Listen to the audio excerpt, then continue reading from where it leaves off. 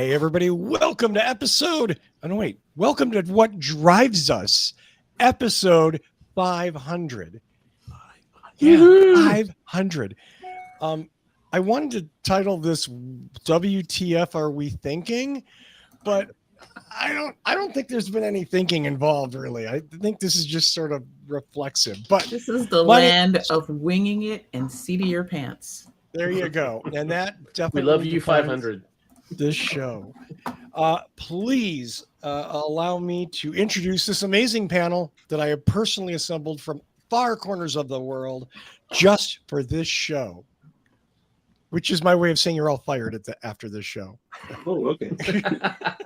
No, wait, I can't fire you. I didn't hire you and I don't pay you. So, damn. My friend and co-host, she is an actor, director, writer, person of more talents than I can possibly list within a reasonable amount of time, Georgia McKenzie. Hey, everybody. Welcome to Sprummer, the great holiday season of California where we go from spring and 75 degrees to 90, 91, 92 in May.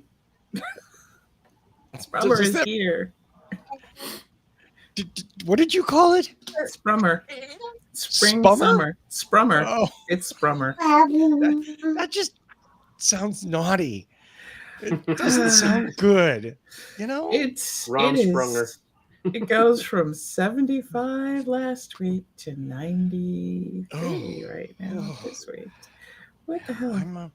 You're a braver human than I am because I could not deal with the Central Valley heat. And here I am talking favorably earlier about Palm Springs. I don't even know what to say. Like too many rich people. Yeah, that's what I thought. That was it. In fact, actually, if you're not rich, why are you there? Oh, because the rich people need services taken care of. That's why. Anyway, next up, for no readily apparent reason, my friend in the Great White North, he is one of the founders of the Waterloo Regional Electric Vehicle Association. He is the founder and the host of the Tesla Life, your only weekly source for reliable Tesla news. His name is still Mark Coughlin. Thank you very much, Russell. Welcome to the show, everybody. Yeah, 500. Wow. That's quite a milestone, Russell.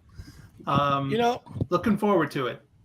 Are you really? Yep. Are you really looking forward to it? I am ready to go. Thank you. I'm so glad. And where's our cake, Russell? Yeah. What the hell, man? It's in my kitchen. Wait, what good is it doing us there? It's not doing any of us any good because I don't have a cake. I have failed on the cake providing. I'm not a good cake provider. I'll own it. Fair enough, Paul. You called me out. Well, speaking of the man who just called me out, he is the owner and founder of Boulder Hybrids. If you want to know something technical about hybrids or electric vehicles, he is the man to ask. Mr. Paul.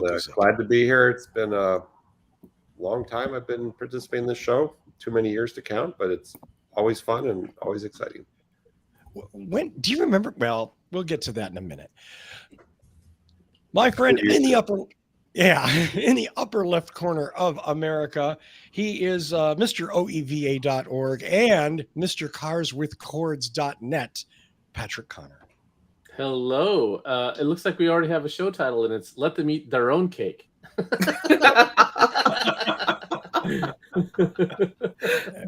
Patrick, your genius for coming up with titles is only somewhat, compromised by Georgia's.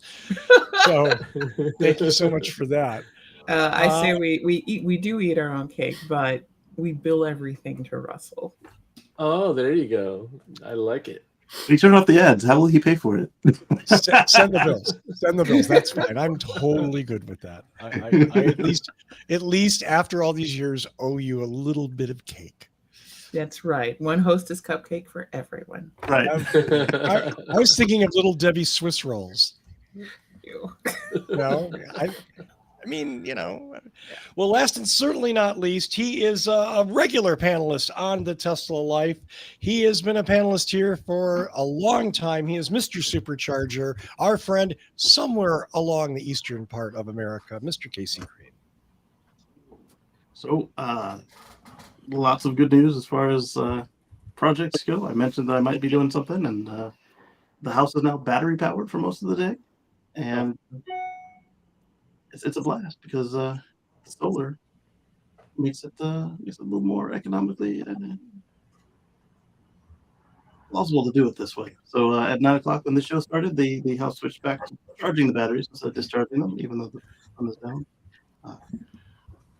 Georgia talked about this, about, what about make the incentives make sense? So instead of me running my own stuff, my own solar, I export it all, and then I get it back from the grid at night, which, whatever.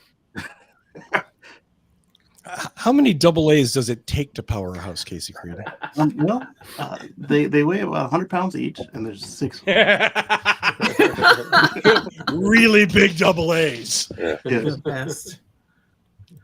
Really big. Well, excellent. I kind of want to does anybody have anything? I don't mean to put you on the spot with no prep, but does anybody have anything they want to say or add about Show 500, when they started? A horrible memory of a time I mistreated you. I remember it was just audio back in the day Yeah. In the olden days. with a rotary phone. We had to dial into the. The show did start as just a podcast, not on video. Yeah. It was a prettier show then, wasn't it? I couldn't see anything.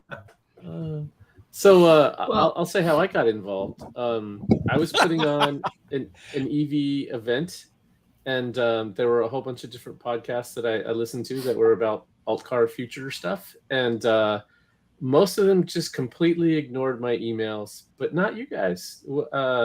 I think Tony read it on the show, and I was like, all right, that is cool.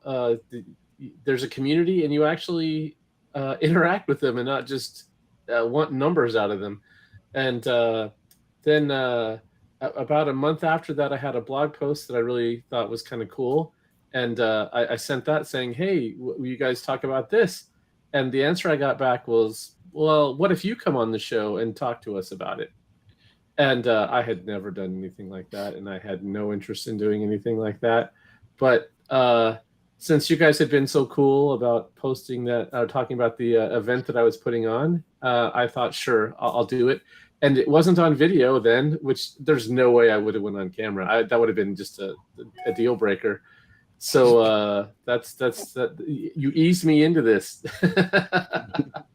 What you're saying is the pusher gave you a free taste, and then you were Right. Yeah. First one's free.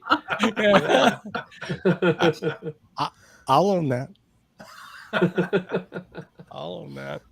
I have to say that I really appreciated this group's ability to talk about new things. I know that I was a listener many years ago. I guess it's been 6 years plus now. Oh my God! At least that I was listening to the show, and I heard a lot of Prius talk on this show, and I couldn't relate to it because I didn't have a Prius, but I had interest in what they were saying. But I had sent them a note and said, "Hey, why don't you guys talk about some other cars, like maybe the Volt?" And and I think I got a reply back from Russell that said, "Well, why don't you talk about the Volt on the show?" So that's how he got me involved, and did a show about the Volt. And by goodness, I was invited to come back after I had done the show about the Volt, and I continued along. So that was my beginning on the show, and I am certainly thankful for Russell to introduce me to the medium. I always thought it was good that we had no sponsors, so we could say whatever the heck we wanted to say, and trash whatever companies we wanted to trash. And we still have no sponsors. But Although, we should just do more of your beer shots. Yeah. Or drink shots. That was a regular thing. Having a beer on the show was a regular thing. Yeah, Those were good drinking this week. start that. Yeah, and talking about what you were drinking on the show. This is, I don't know. there is a certain level of honesty here that I think a lot of sponsored shows and or publications find difficult, shall we say? Yes. And I know that just from my basic interactions in social media with journalists, real journalists and writers and whatnot. And, they're always willing to go this far, but never really like all the way. It's crazy. Yeah, we have no problem real journalists. trashing automakers when they screw up, or for their horrible UIs, or governors or governments when they have horrible policies or laws. Or nobody's safe here. That's right. It's one of the each other, pleasures of being completely unbought, which is odd because we are really cheap. I mean, you could come in and buy this show for dirt cheap. Yeah, couple grand a piece, and you it'd be great. I love your product. It's the best product ever. Hydrogen cars are great. Yeah. We all recommend you get a Rivian. Everyone should go out. This is my favorite shop in the Citadel.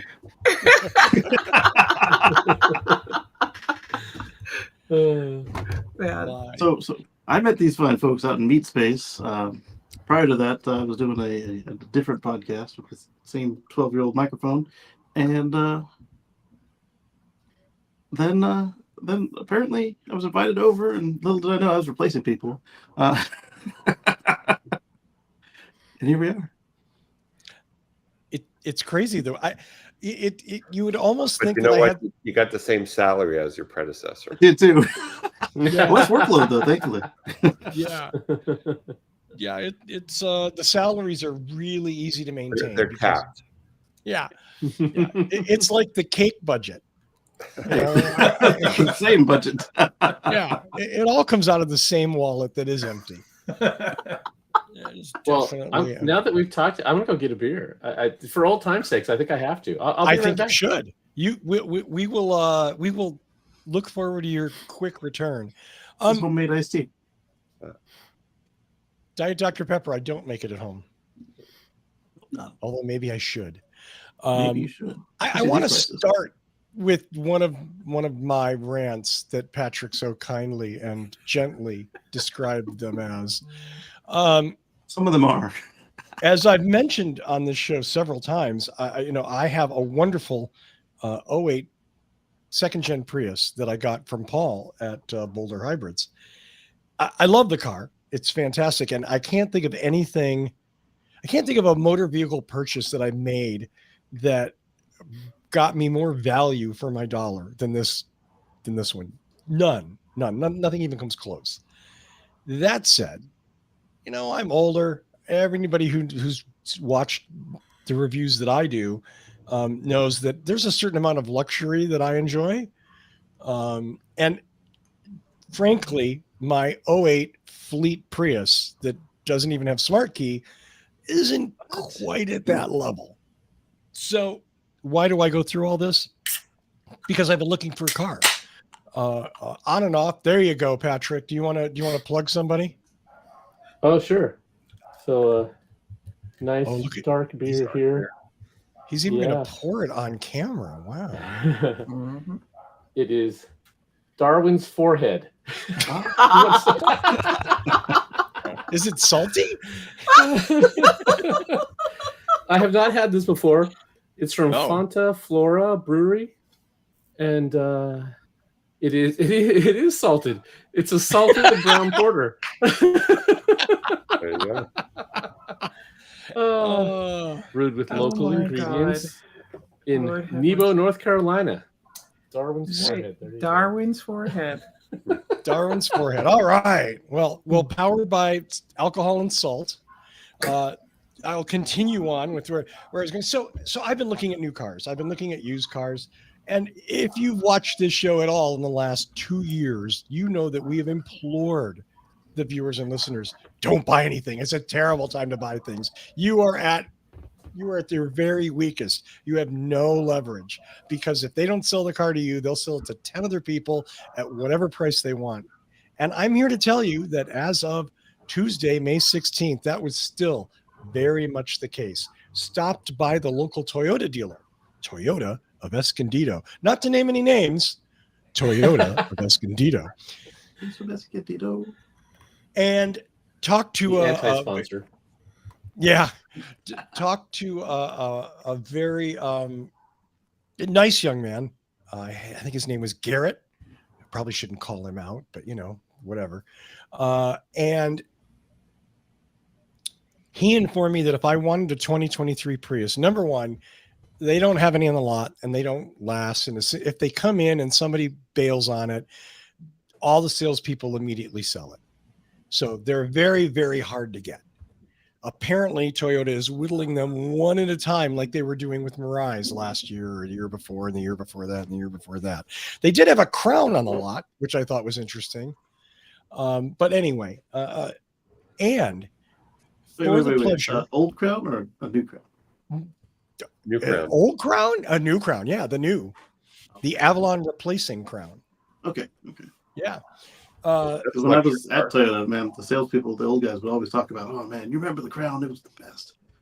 Oh, the old Crowns are really cool, but I mean, yeah. I don't know that there's a market for sort of a Japanese version of a Rolls Royce that's a slightly smaller. I would buy it. With the steering wheel on the wrong side. Yeah, there's that too. Anyway, for the pleasure to get a 2023 Prius, I will pay at minimum $5,000, much more likely $7,500 to possibly $10,000 in a market adjustment price. And I would be required to buy their car alarm for $1,500. Plus the subscription. What? Yeah. So here's the thing. And we could dealer greed, yada, yada, yada. Hey, guess what? Car dealers are greedy. Everybody's known that for a century. But here's the thing. I bought 3 Priuses brand new from dealers. I guess I bought 4 or one. The last one was used from a dealer. Anyway, I did really well on all of them, trading them in or selling them when I was done. My cost of ownership was just ridiculously low because Priuses held their value, and I coincidentally, not by good planning, sold them at a really good time to sell each one. When you go in and spend $30,000 for a new Prius, because baby, that's where they start. And then the dealer's going to knock it up another $7,500 or $10,000. As soon as that car rolls off the lot, you've lost money. That dealer markup never goes to you. It is worthless. It's more worthless than the stupid car alarm that they're selling you for $1,500, which probably costs $1.50. If that. And that's the part, in a sense, that's really, really offensive about this, is that they're destroying the value of their own brand with this money grab, because all these people who buy these cars are going to be underwater. It just, I don't know. If they are going to buy from you again, you've now pulled them out of the normal cycle. So now they're going to wait another year or 3 to make up the difference in their payments before they come back and buy. If they buy from you again, they're probably going to remember you tried to cheat them or successfully cheated them. But yet they do it. So obviously this is a cycle that continues. So that salesman and that manager will be long gone by that time that person's buying another car. Right. They got their commission. Yeah. Short-term profit or long-term customer happiness? No, profit every day. Yeah, something broke in business school somewhere in the 80s.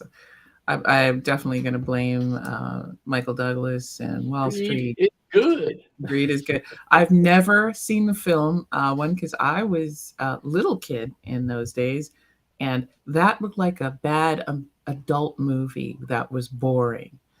And I really wish adults understood that was what it was. So you would stop copying it. I didn't watch it and take it at any life lessons from it, because look at it. Was there a zombie? No. Dinosaur? No. Were lasers or lightsabers involved? No. A space alien? No. Really, what is there to learn from this movie? It should have just been forgotten. And instead, y'all based your whole personalities on this thing. Frankly, you would have done better to watch Beastmaster, like I did.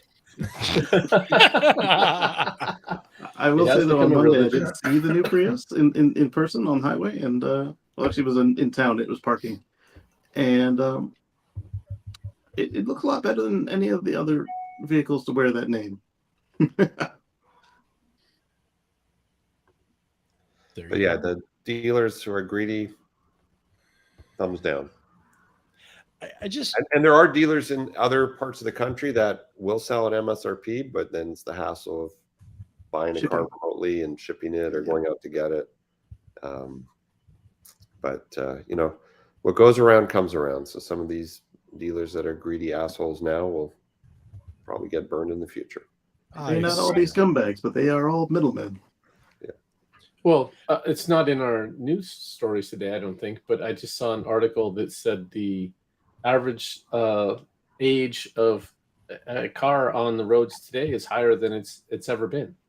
It was the oldest car I've ever 12 and a half had. years, or yeah, with the way that art prices went crazy during the pandemic, that makes sense. Nobody was, unless you had bank, looking to buy a new car when the prices went nuts, new or used. There you go. I mean, yeah, let me see. I think about it, and wow, I mean, my little Fit is almost 10 years old. So, and then that's just below the national average. Yep. That's so all of this, I guess, you know, I've owned Toyotas for most of my life, and I guess all of this has left me with a fairly rancid taste in my mouth. For Toyota, and it's not their fault. Let's be clear. Toyota, the company, doesn't set dealer pricing. So it's not their fault. But guess what? It reflects on Toyota. It sure is does. The end of the customer experience. It is where, as the saying goes, the rubber meets the road. So if the dealer fucks over a customer, they not only hate the dealer, they hate Toyota. It's a little worse with Toyota because not only do they have a dealership middleman, they've got these regional distributor middlemen. So they've got another level of just fuckery. Well, yeah. Also, if Toyota tried to strong arm and say, you know, you can't mark up our cars, then they would say, okay, the car's MSRP and the alarm system's $8,000 and you have to buy the alarm from us. You know, yep. Do some kind of sneaky workaround. Oh, Garrett was nice enough to mention that unlike those other dealers, they only install the car alarm. They don't require us to buy other things. Like the and I'm like, yeah. great. Like artwork from the general manager's daughter. We don't have to pay for what other fine... on a Prius of all the cars that don't even like lend themselves to that. Yeah, I've talked about this on the show before. My wife got the first gen Prius when it first came out. She was on the waiting list for 6 months and got one of the first ones delivered in our area, and she loved that car. And 2016 it got totaled, and so she was wanted to get the same one, but couldn't find one that was like that. And well, today she's now driving a Model 3. And if Toyota had made a long range EV, that's exactly what she would have bought. But they don't. So I mean, she was like, okay, I do now, but the hybrid was great. Yeah, not in 2016. And but now the technology has moved on, and I want to move on to the next thing that's just going from low emission. No, I want zero emission, and I want to be able to charge it from the solar panels on our roof. And Toyota had no offering at that point. The cake is a lie. Nice. On the road trip, even in the middle of winter. Too bad she bought a Model 3 because I've got on my sales lot a Gen 1 Prius with only 126,000 miles. No. Only 126,000. Yeah. And it's actually really nice shape, but that's insane. That's yeah, beautiful. she didn't like the hatchback version. She wanted the old trunk. Well, and I get it because my wife still drives a Gen 1 and she loves the visibility. And the fact it's got a locking trunk, she can put her laptop in there and no one's going to break the window and take it. So. Exactly. Yeah.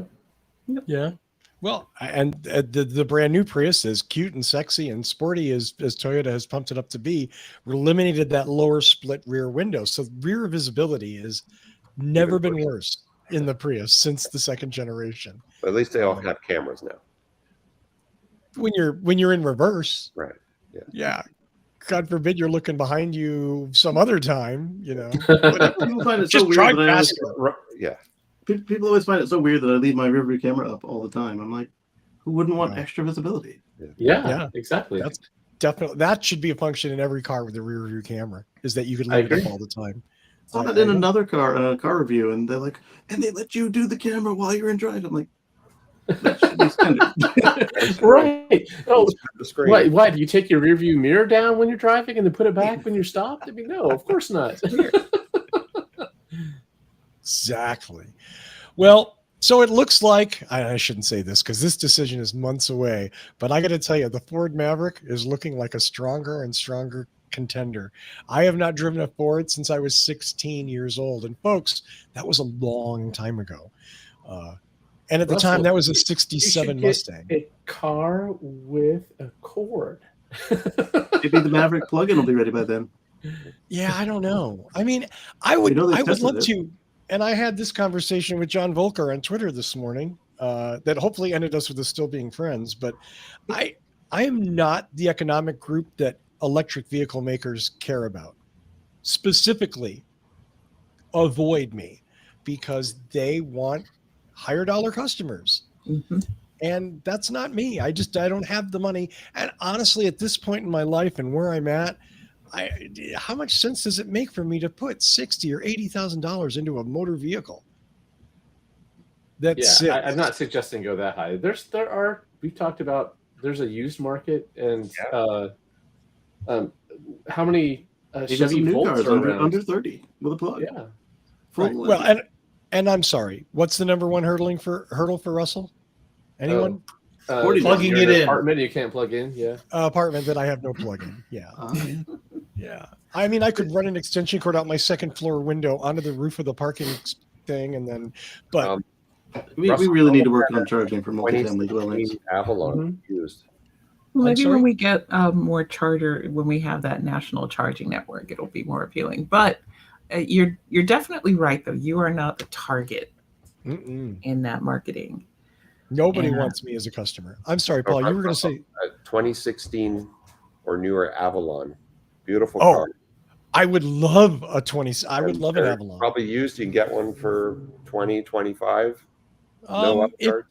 If you're careful, yeah. I mean, I'd want the hybrid, of course, and because I've reviewed it, the hybrid limited, but yeah. It's a beautiful car. It is. It's a fantastic car. It's like 38 mpg for a full-size sedan.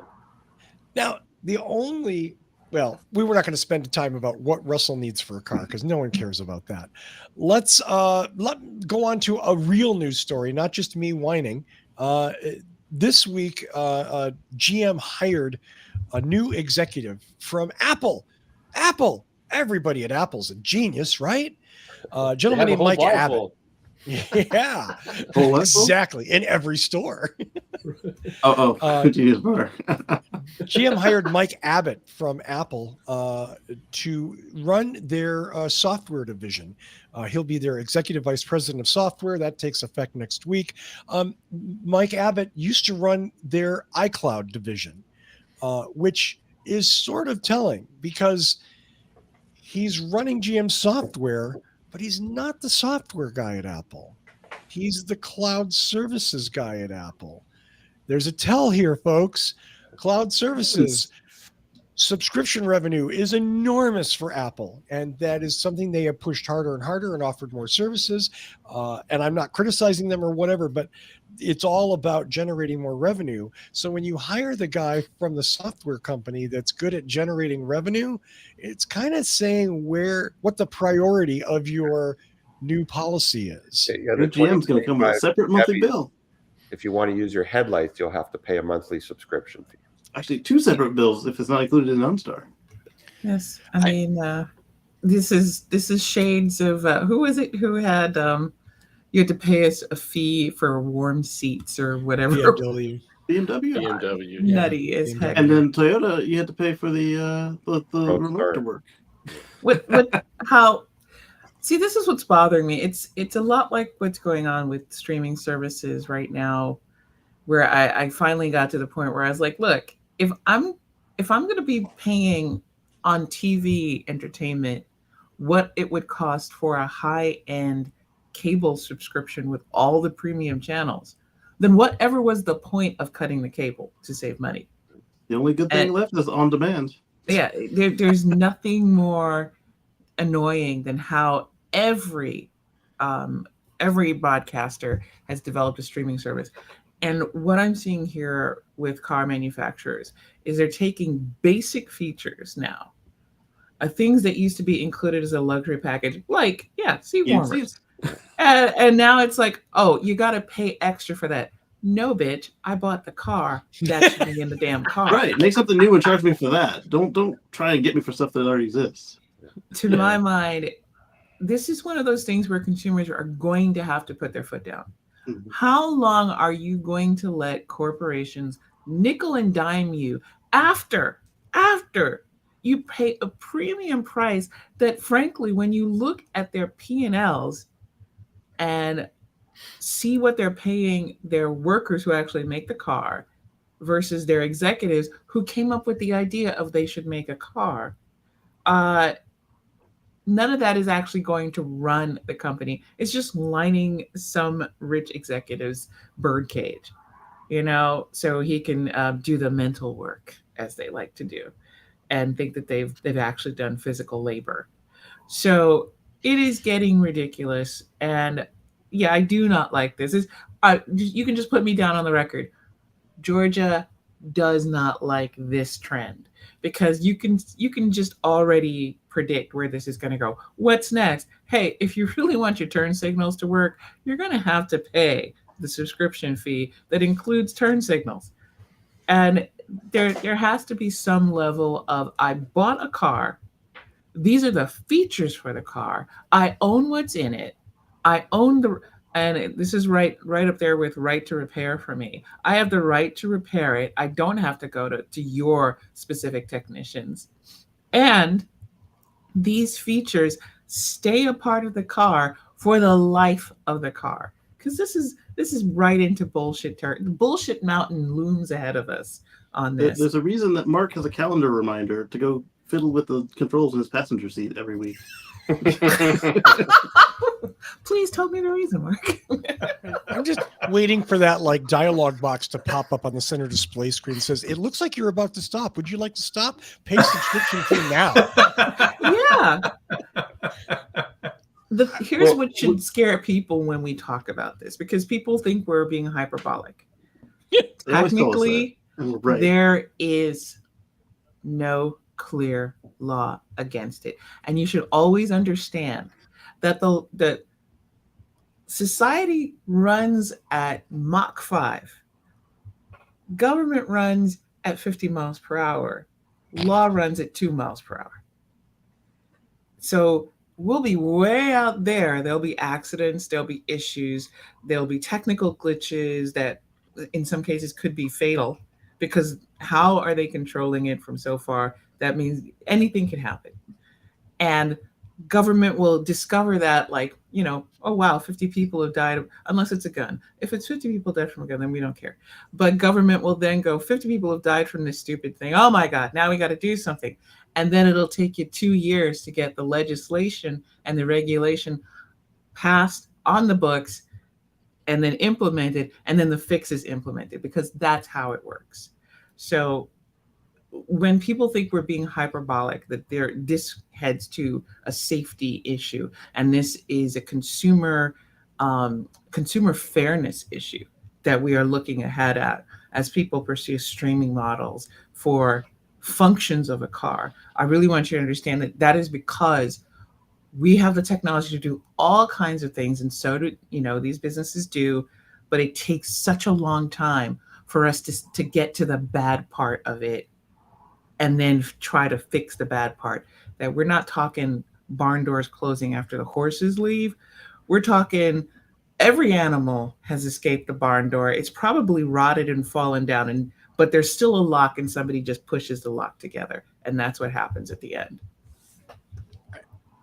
I again, similar to the first rant of mine, the thing that sort of upsets me about this is that the manufacturers, in case of the BMW seat heaters, they're putting the seat heaters in every car, and it's good for them because cost scale, it's cheap. Put them in every car. It's easier to manufacture if everyone gets this. So, folks, you paid for the seat heaters. What BMW is charging you for isn't to pay for the seat heaters. You paid for them when you bought the car. What BMW wants is money to let you use them. Yep. It reminds me of the early Model X. They all had the lights everywhere, the fancy lights. And if you didn't pay for them, they were just unplugged and dangling there.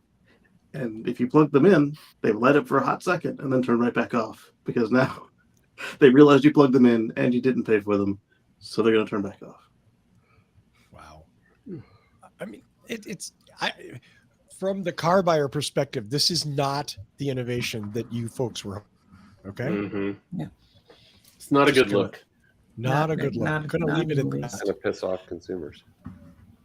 Well, it's all about squeezing more money out of somebody for this quarter's bonus. And there's no long-term consumer satisfaction. It's a joke. The car companies take it for granted because survey after survey after field research after focus group says that the number one thing is brand loyalty. People are very brand loyal. Mm-hmm. And it's an uphill climb for me not to be looking at Toyota. I'm like, can I trust the Ford? What's a Maverick at 150,000 miles? I know the Prius is 150,000 miles. Maverick won't last 150,000 miles. Plus, we talked about how Ford was bragging about how they came up with a patent for how to repo that thing from you. Yeah. Well, I also have to point out that we get nickeled and dimed in surreptitious ways. Mm-hmm. It could be hidden in the agreement to purchase that we get, and you get these services with it, and you sign, you have to put in a credit card or a bank account number. It's something that will be added to your payment that will pay for X, Y, or Z. There's multiple ways we can be nickeled and dimed where we don't even know. Like the and that's the other thing. After 3 years. We don't, but we won't know unless we change something or do something, and we'll find out that we've been paying for a subscription fee for what we thought was standard in a car, and it's been over a year, and you've put in something like an additional $200 on it. Is they gave you the remote start for 3 years as part of the purchase price, and then they shut it off and said, well, if you want to use it again, now you got to pay us. Yeah. That's pretty greasy. And of course, it was in the fine print of the contract, but no one read it. When they nobody reads these things. The salesperson said, hey, this car's got remote start. See how cool it is? And you would assume that it's a feature from the factory. It's going to always work. The first taste is free. We should have a purchase contract to a tort lawyer to have it read through before we agreed to buy a car. And that's kind of what we're headed to. Hey, that's a good business. I could build an AI app to read the contract, filter all the bullshit, and tell you what you're really getting. I have no problem with ChatGPT replacing a bunch of executive lawyers. Yeah. Yes. That would be a contract lawyer, not a tort lawyer. But okay, then a contract lawyer. Bruce in the chat brings up an interesting point, and there's certainly ways around this, but I do think that it's important.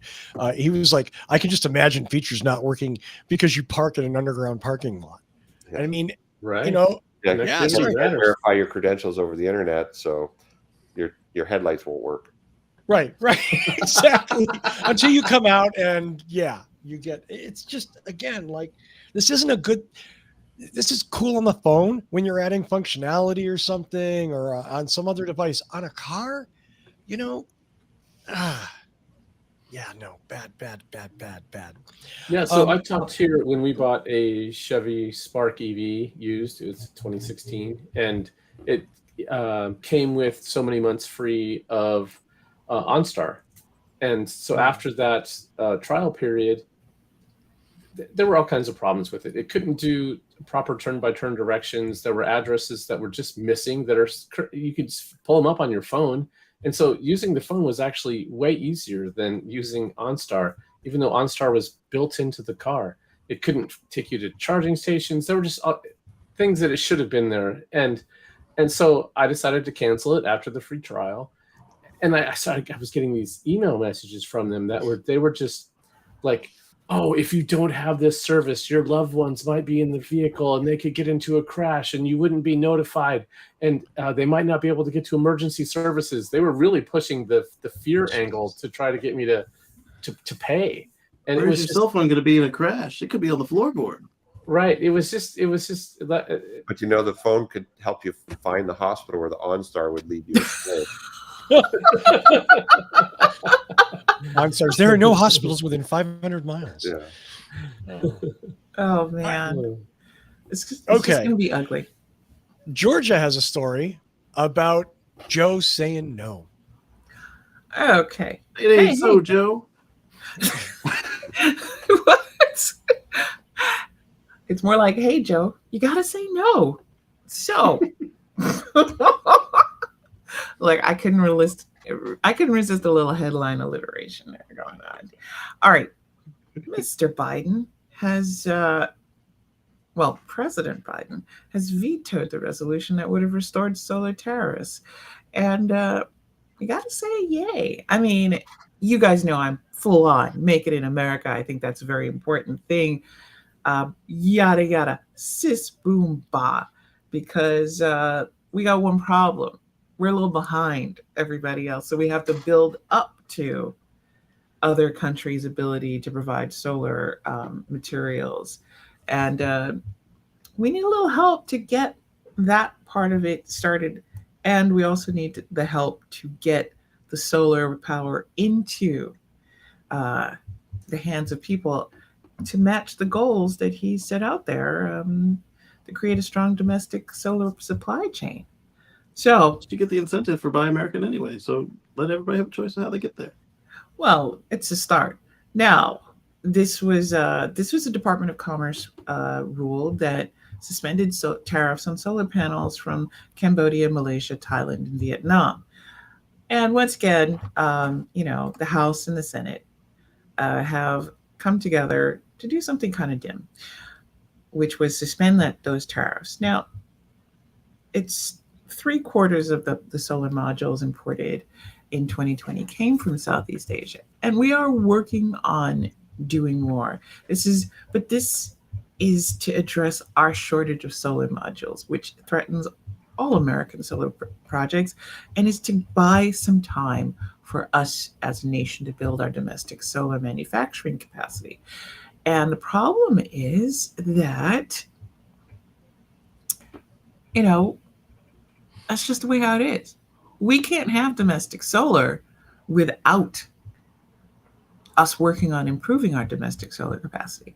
But we also need to improve having these projects completed, just because it's not like the work is going to run out. But thanks to the House Clown Car Caucus, they passed a resolution last month, 221 to 202, with some 12 Dems voting in favor for it. The Senate passed it earlier this month in a 56 to 41 vote, 9 Democrats joining all the Republicans in voting for it. Now, while to a certain degree, it's not that I want to say no to building in America, but there is always a hidden motive, and we should understand motives even when it's something that ostensibly you might agree with. This is because people in the House and certain people in the Senate don't necessarily agree with renewables. And that's why this resolution passed the way how it is. With narrow margins, you're going to have stuff like this happen. But Biden said, you know what? I got me this pen. Let me whip that out and use it. So it's called No, a veto. And here you go. Right back to you. So they don't have enough votes to override that veto. So for right now, we're going to keep going with what we're doing right here. Now, there is a valid reason also, is that China has been, they're trying to avoid tariffs, and so they basically go around and they do ship things through Cambodia, Malaysia, Thailand, and Vietnam. And yes, that is a problem. However, I think it's far more important that we get those solar products in our hands here, build on the domestic supply and capacity right here in all levels, and just use this as breathing room. We're not going to punish China this way. We're actually just going to punish ourselves. So it's pretty good. Last time when we first implemented this, we thought we were the previous administration thought we were punishing China by not buying Chinese panels. And what did they do? They just used them at home, and so now they surpassed us in solar when we were leading in this, and now we look like chumps. Well, and some of the Chinese companies are hedging their bets and building factories in Mexico. Yep. They will qualify for free trade Yep. and less shipping costs, all that stuff. So Yeah, we're not Cheaper labor too, because they pay less in Mexico than China. we're not banning stuff made by Chinese companies. Nobody is saying it's the companies. Right. They're saying we're just looking at area of nationality, and it's like in a global economy, that's pretty easy to get around. and is no different than an American company building stuff in China.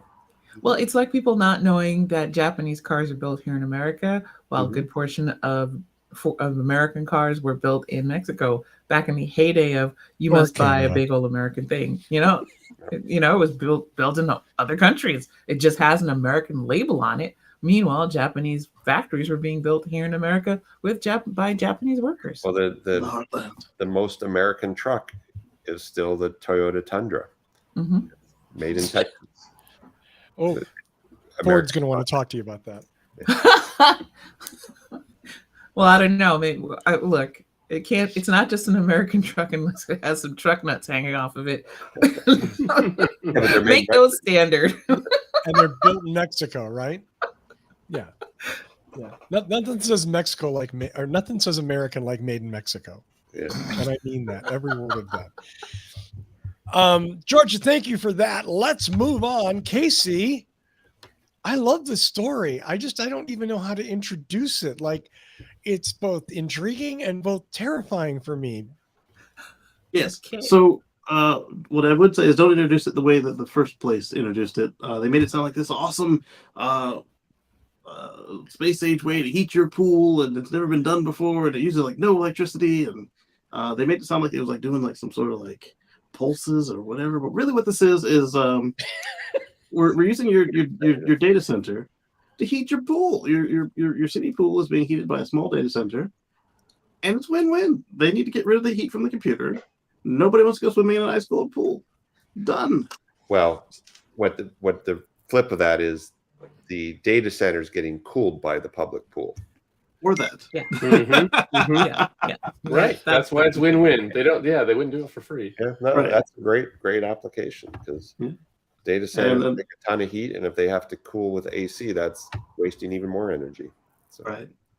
And this is in England, and there's a couple people who tried it here in North America, but some have succeeded, some have not on a personal type level. But public pool was easier because you got the funding to make sure it's going correctly, and you just put a heat exchanger that way you're not pumping chlorinated people soup Right. through your computer. Right. That's a good idea. Yes. No yellow water coolant. Right. Oh, yeah, kids pool. the idea of like public pool and electricity mixing just freaks Well, me that's out. another reason you want to use heat exchanger to make sure that if there is something that goes down, it doesn't.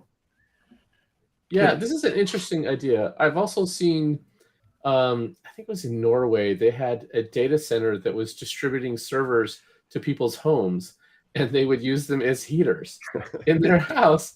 Let's go grab the server people. I love that. Fellows. Right, yes, and there are Bitcoin miners doing similar things. It's kind of a little terrifying to think that they generate that much heat.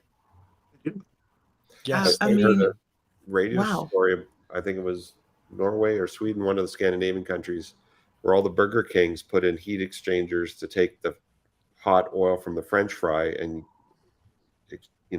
exchange it in a clean system to heat the restaurant. And the Oh. payback is like 20 months. That's not bad. Wow. Wow. Systems, because they were Nice. realizing the kitchen was unbearably hot for the workers, and the dining room was really cold in the winter. So they used the heat from the French fry machines to heat the dining area. See, and in the United States, we would have just made customers cook their own fries. and put a tip demand on the screen. Oh man, damn. Oh God. Oh yeah, that's my favorite story this week that we're not going to talk about. But oh my God, that's horrifying. Hey, let's move on. Oh, I'm sorry. No? Uh-oh. Did we lose Casey? I'm here. Oh, okay. I thought you had something. I'm sorry. I didn't mean. Oh no, I said, yeah. I hope you like self checkout. Would you like to give 15% on top of that? God. Right. Bang. Yes, I would. One bullet right to the screen. And I hate self checkout anyway. I hate it except for one place. The only place I love self checkout. Anybody want to guess? Home Depot. That's where regular checkout sucks. No, definitely not Home Depot. Costco. Oh yes. The self checkout at Costco is a godsend, and they do it really, really well. What a surprise. Anyway, I'm sorry. Enough of that. Costco sends us no money, by the way, and I have to pay my membership fee every year. FYI. Mark has a story that may be one of my favorites. I love this. Yeah. Mark. Yes, indeed. Maxwell Vehicles has come out with a new way of building a camper and fleet van vehicle. What they're doing is they're electrifying basically a Dodge Ram body, Dodge van body, and they're replacing the battery, the drivetrain, the motor, the HVAC system. Get this, with a Model 3. Model 3, yep. Yeah, they're replacing it with a Model 3 repo. They're reconditioning it in a new vehicle. So they sell a number of different van types, right up to a box one that you would use on a fleet basis for a delivery vehicle. Thank you. Or even better, they've got it down to a camper van that you can put solar on the roof. It can collect energy from the sun and then use the main battery pack to do all of your functions. Besides driving, it will run the HVAC so you can be hot or cool in that van, and it will allow you also to run the interior part of the van. So lights and auxiliary things all can be run from the main battery. So it gives you the flexibility that it all comes from the main the main high voltage battery.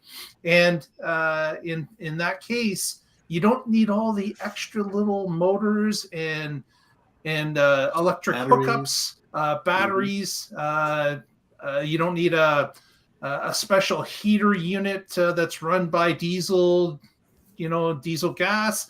All these things are covered by the same source in one vehicle. So it lightens the load of the vehicle because all those extras aren't required. And it gives you the flexibility of using that main that main high voltage battery for use for all those functions. And if you get the solar package, it'll add 30 to 40 miles a day in the sunshine in an 8-hour day to the high voltage pack. So that's a plus as well. Another thing that's pointed out on the test drive that I saw was, unlike some of these other companies that are doing retrofits, the powertrain has already been battle tested millions of miles. That's right. In a production car. And I can just share a couple of photos. I know Russell has already shared a few, but here's just a few more of the camper van. Casey. There we go. Sorry. Nice. Yeah. And you can see behind it is the box van. Mm-hmm. And then there's just a build out. Got a little shower even. That's my retirement home right there. And on the wall, you've got this little display, which is showing the solar that's coming in, what's being used, if you're positive or negative on the charge. And then a quick shot of the box van as well for a fleet. So very cool option. Maxwell Vehicles. You can check them out on their website. Now, the only issue, of course, is they are getting the drivetrains and everything from Teslas that have been wrecked or are no longer in use. So you're not. This is not a company that's going to blow out 100,000 units. This is not going to happen. Right. But I wanted to present this because just giving people the hope that this is coming down the line for others. As things get electrified, more and more we'll start to build things like this and give you the reliability and function of a full electric vehicle in a camper van. And as many of us know, when you go to a campsite, all of them, most of them have a ability to plug in as well. So you can get the solar, you can get the plug in from the campsite, and then you've got another 200 miles to go on your next journey to the next campsite or home. So it's a great idea, and I hope to see more of this as time goes along. Yeah, and if it's a Tesla guts, you could probably use superchargers on your route. Can't use superchargers. Yes. No, from them. No, but you can use it CCS on the Maxwell vehicle, so that's an option for them. But they retool it to be CCS. Yeah, but it will not use superchargers at this point. Now, maybe Tesla is they're rumored to be coming out with some sort of a van or a larger vehicle. Maybe this is in their future as well. I hope it is because it would be something that would be sorely needed in the market. And as Maxwell is finding success with this, I think more and more people are going to catch on to this idea and jump on it. 2 points on pricing. Mark, you pointed out that it is coming from a pair of vehicles smushed into one. Because of that, it won't qualify for any incentives. And June asked how much it costs. And they will give you a quote. They do get your email and your phone number, but you can pick what you want on it. And then they will email it to you immediately without badgering you first. And it's been a couple of days since I used it, and they still haven't bothered me. So I like that hands-off approach. Did you get a quote? I did. The one I picked was 190. Was 100 even? 190. 190. Oh, wow. Okay. Wow. Yeah, that's probably even pricey for my retirement home. Yeah. Well, still cheaper But it's than a really house, cool. but It's a home, Russell. How much? Houses aren't cheap. No, they are not. Even if you park it down by the river. That's why I'm a renter. now, if I picked the shorter one or not done the full solar or not picked the full interior, it might have come down in price. But I just wanted to get a kind of check the temperature, see what it's looking like. That's very cool. And I love, again, I think Mark brings up the really important point, which is what are you going to do with all those battery electric cars that are wrecked? Or like, are we going to do it? They're just going to be, no, we're going to use them. We're going to do other cool stuff with them, whether it's home storage batteries or other cars or whatever. They pointed if out you're one interested in example seeing if you're interested in seeing some more information, there's a link in the notes with a YouTube video. It's about half an hour. You can skip to near the end, and it shows you the details of the actual manufacturing. Yeah, I have a question for you. They pointed out there was a company that their truck that these guys had already gotten into a wreck. Everybody was all right. First thing they did after making sure their employee was all right was scavenge all the parts to rebuild another one. That's right. Dropped it off, and they had to rebuild. Yeah. Go ahead, Patrick. Yeah, so you said it's Maxwell. Is this the same company that makes supercapacitors, Maxwell, or is it a different Maxwell? No, it's a different company. It's called Maxwell Vehicles, and that's their website as well. If you're interested. Yeah, I wonder if it's a subsidiary or not. Interesting. Yeah, I'll have to look into that. I don't think so, because Tesla owns Maxwell, right? Right. No, they spun it out. Yeah. Oh, they did spin it out. So they were not interested in the ultracapacitor technology, and they didn't want to just shut it down. So they spun it out and said, "You guys can keep doing that stuff."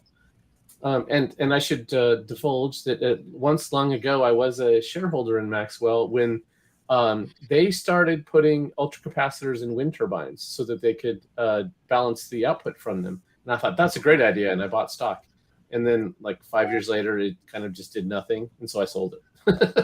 Before Tesla. Maxwell was already around doing vehicle conversions, and this one just seems to be a little more approachable than what they were doing in the past. Okay, I guess Maxwell is a smart name.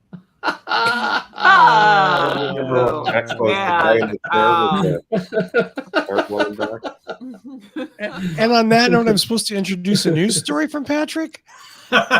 Do we want to? Yeah, we do. Guys, I hate to leave, but I got another engagement to go to, so I will see you next time. Happy 500, everybody. Send me a cake by FedEx. Ooh, you really want, because it's going to be gross by the time it gets Just send to them a you. voucher for cake. All right. See y'all. Bye-bye. Thank you, Paul. BoulderHC.com. That's right. Okay. Patrick, Okay. tell me what's going on. Yeah, I will. I will do the Reuters version, which is a slightly different one than what I shared, but it was the actual source. So your original Toyota tweet and their affiliate Daihatsu. Yes, yeah. I think this one's this one they went good. Have admitted. Yeah, Toyota has admitted to rigging safety tests for 88,000 cars. So what was happening was that during these crash tests, in a side collision test, part of the door frame inside was popping off in a way that could make a sharp edge, and that would cause an injury to the crash test dummy, or if it was an actual crash with humans, to the person sitting there. And so they made a small modification where they notched the door so that it would break where they needed to minimize the damage to the crash test dummy.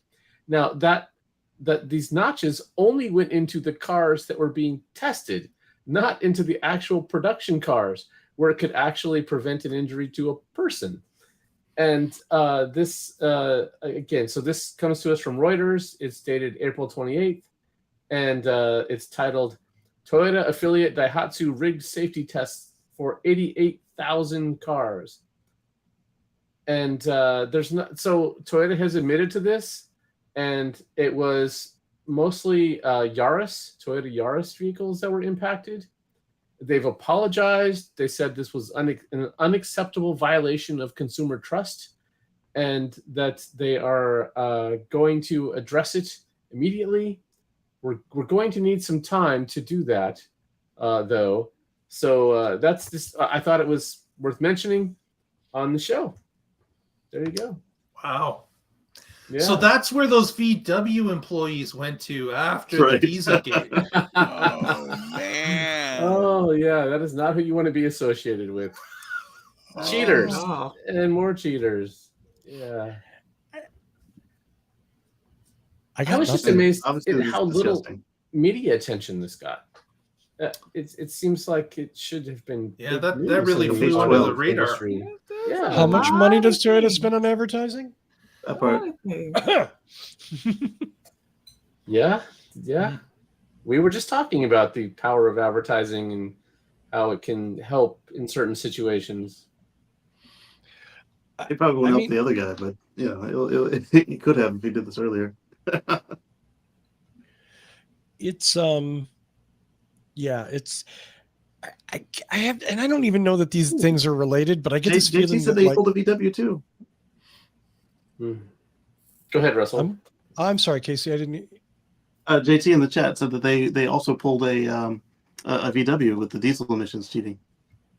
Oh, he knows. So they're faking the crash test and poisoning. That's where those bad apples from VW ended up. Okay. I think it's time to do some shout outs and go home. Let's do that. I am also petitioning people in the chat and my usual panelists who provide so many great show titles. If you have a show title suggestion, post it, because my placeholder here is by no means the wittiest thing that we'll come up with. At least I hope so. I'm going to start shout outs with Casey Green. Sundays at youtube.com at Casey Green. That's KaceyGreen. If you like these topics, this is what I do. Kind of free form, and until we run out of, we've expounded on each topic, and then we end it. Sometimes they're an hour, sometimes they're 5 hours. Join us and find out. Spend some sort of one-on-one time with Casey every Sunday. What time, Casey? 1:10 p.m. Eastern. 10 Thank you p.m. so much. Computer inside here. Sometimes even that's not enough. 1:10, not 1:10. Yeah, skipped 1:10 p.m. There we go. Mr. Coughlin, what's going on in your blue world? Purple world, actually, but kind of looks blue, doesn't it? But I wanted to say, if you're still watching this show at this point, please give us a thumbs up, press that subscribe if you haven't already. And of course, if you want to find out the news throughout the week, please check out our social media. Just look up What Drives Us. We're on all of them. Click on there, follow us through the week, and you'll be up to date in between shows, as I'm sure you want to be. Back to you, Russell. What? Oh, yeah, that's me. Thank you so much. Do watch the Tesla Life because, thousands of you already do. Absolutely. What am I? I'm telling you to do something you'd want to do anyway. Mr. Connor. Streaming cake, subscription streaming cake. you gotta add that part. I like that. It goes with the subscription. Subscribe to our hello, streaming. Everybody out there. I blog occasionally at carswithcords.net up there. I've got a new post coming out in just 4 days, and I've got one up there right now about Tesla's product development process, which I thought was interesting. And having been a professional software developer for a long time, it's interesting how they're using that for that sort of ideology for things way beyond what it was intended for, and getting some really interesting results by doing things the way that they do. So that was pretty cool. And Russell, this is our 500th show, and for all the viewers out there, this is 500 episode number 3.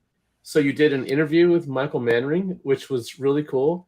And if you're watching the show, you've heard his music because it's the intro and outro music. And he's a really innovative guy, which meshes well with this show of not doing things the way they've been done for 100 years. That's exactly the way that he looks at music. It's meant to be built upon and experimented with and try new things. And some of them work out great. You've done something no one's ever done, and some of them not so much, but that's what happens when you experiment. And you learn from it and you move on. And then I really liked seeing all the old crew here for 500.B or whatever you want to call it. And so Tony was back, and Evan Fusco, Tony Schaefer, Danny Cooper. It was John B. Yeah, Dan Cooper. Yeah, John. Yep. So that was a cool show. And earlier, Mark talked about how you guys talked about Prius a lot way back in the day. Well, that episode was a lot of talking about Prius. So that was fun. So thanks for doing this, and let me be part of your party. Thanks. Oh, it wouldn't be a good party without you, Patrick. That's for sure. Georgia McKenzie, you're as always batting cleanup here. You get the last word. I get the last word, but the only real word is thank you. Thank you to all you viewers, the people who have made it possible for us to do 500 shows. Holy cow. And not just 500, but basically 503. And I'm going to die on that hill because it is 503. But 500, including a triple 500 show. Thank you for hanging out with us. Thank you for being with us through all this. Thank you for your donations. Remember when we were sourcing for our laptop for Russell, and you've been here with us for all this time. You make it possible, and we just want to keep doing more of that for you. If you've been here this long, you better hit like. You better hit like, because obviously you do. And you don't want to lie to yourself. We're here about helping you come to your truth. And you like us. You really do. Make sure the algorithm knows that this is great content, and you want other people who like what you like to find it too. When you're done over here, head on over to Casey. Show him a little love. Hang out with him and Motico. It's time to chat. Talk about whatever the updates are and see whatever nefarious plans he's doing with his Tesla. Don't forget to visit the Tesla Life so you can sit down, relax, and let Mark guide you through whatever the hell is happening over there, because that is not my field of expertise. That is his, and I leave it to him. Thank you so much, Mark. Head on over to Tesla Life, hit follow. And when you're done with that, it's time for you to open up your mind, expand your horizons. Visit Patrick, carswithcords.net. See what he's up to. Let him talk to you, teach you some new things about solar, about sustainable living. Expand your mind. That's what we're here for. 500 episodes. We've been expanding you and your horizons for all this time. Keep doing it. It's been pretty good. Go on, Russell. Take us out. Me? No, before we go though, I have to say, Darwin's Forehead. It's a good solid porter, although it's a little too salty. See, now I would probably take that, and that is probably the perfect medium to do a lovely brisket with. See, booze is really for food. Right. It's almost a show title. Darwin's Forehead, too salty.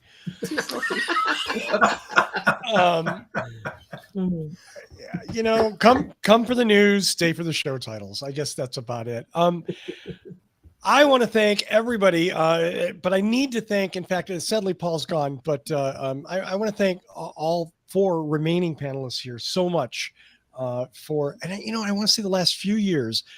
No, it's more like I think the newest person here is Georgia, and it's been 4 years, 5 years. I think it's 4 years. Yeah.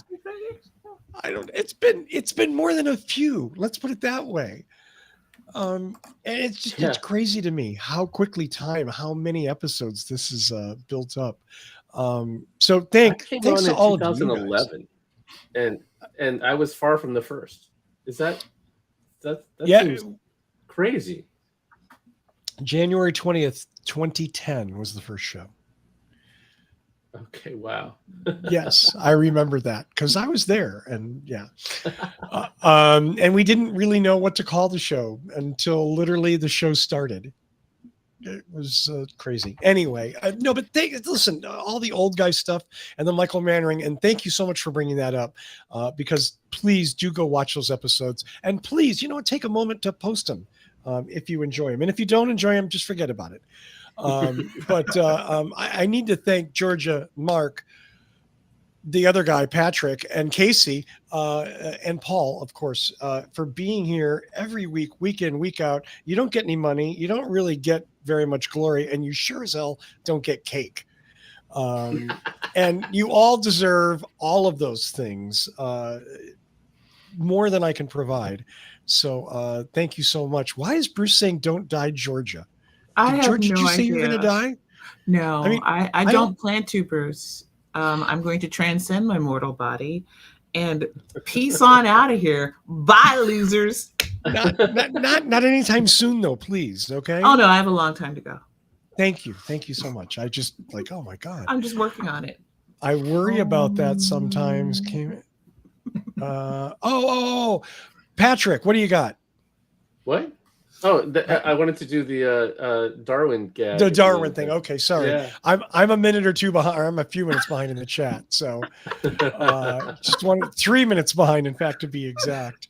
So anyway, thanks to these fine people for making the show what it is. The show's really evolved. As we said, we started out on audio only, and it was hours long. I mean, like 2.5 hours.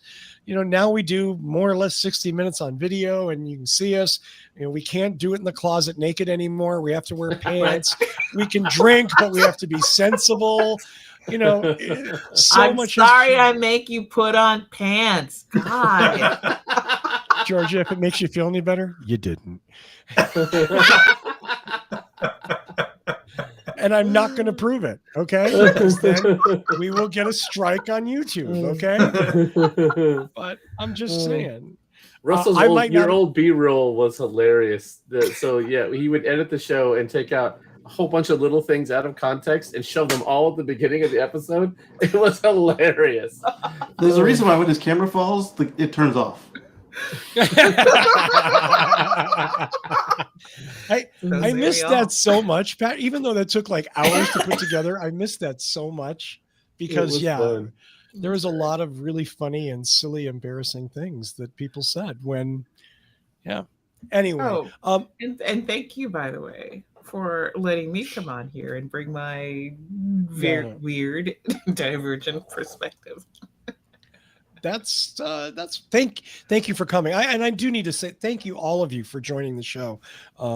You get nothing, but I appreciate you coming on and adding all the things that are distinctly each of you. The show isn't about me, because nobody would watch that shit. I wouldn't watch that. It's about all of us interacting and disagreeing and agreeing and finding different points of view and hopefully passing stuff on. Oh, okay. Yeah, no, that's not the hill she's going to die on, Bruce. Hopefully passing stuff on. Without the chat, well, this would be different as well. Yeah, absolutely. I love the chat. And I'm so glad to have everybody there. So thank you, everyone in the chat. And thank you to all of you. Thanks, as always, to Michael Mannering for the theme music. Go watch episode 500, Michael Mannering, okay? Please do that. I want big numbers on that. Share it. Michael deserves it. And that's it. That's all I have. So tune in next week to find out what drives us. Thank you, Casey Green. Bye, everybody.